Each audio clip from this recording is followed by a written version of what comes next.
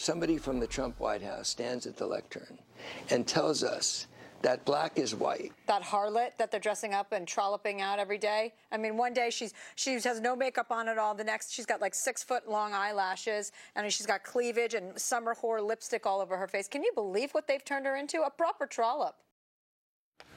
Well, that was comedian turned political activist Chelsea Handler calling White House Press Secretary Sarah Sanders lewd names during an episode of her show. Handler, a longtime and outspoken advocate for women's rights, announced in October that she would be leaving her show, Chelsea, after the season so she could pursue political activism, claiming that Trump's election galvanized her. So shouldn't a so-called political activist and women's rights supporter be praising the first working mother White House press secretary?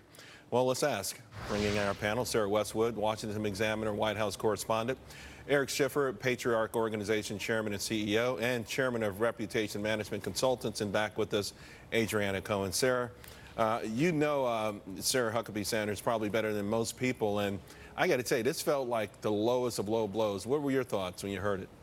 I just think it's astounding how much fire Sarah Sanders takes personally when, you know, no matter your politics, she's inarguably a nice person.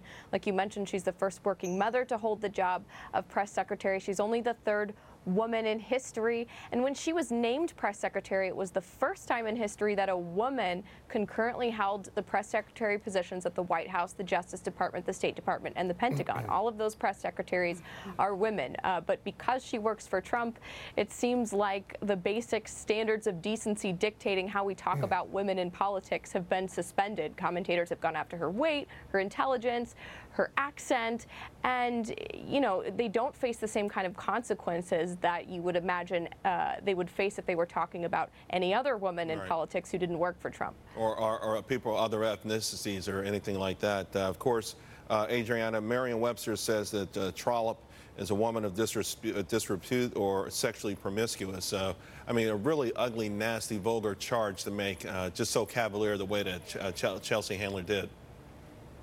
That's right. Not only is it patently false and despicable, Sarah Sanders is a respectable mother, a woman of faith, a professional woman, very accomplished, very intelligent, deserving all of our respect.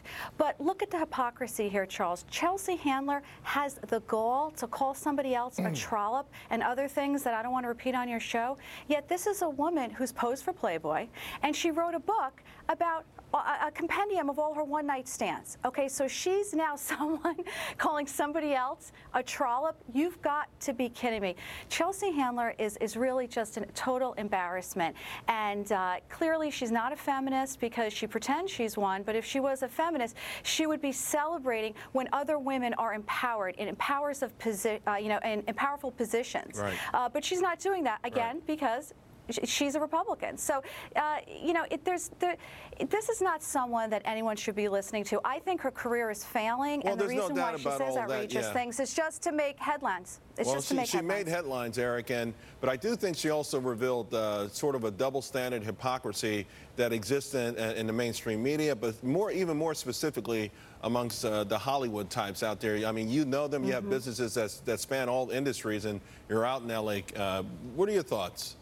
Well, it's interesting. I mean, this is someone whose career, Charles, it's hit rock bottom. And when she's got to go to get attention by attacking someone's eyelash but Eric, let me just jump in because she thought doing that would make her relevant. In other words, she was doing that to an audience of her peers, if you will. So what makes her think, why would she think her peers or anybody else would think that was a smart, objective observation of a fellow woman?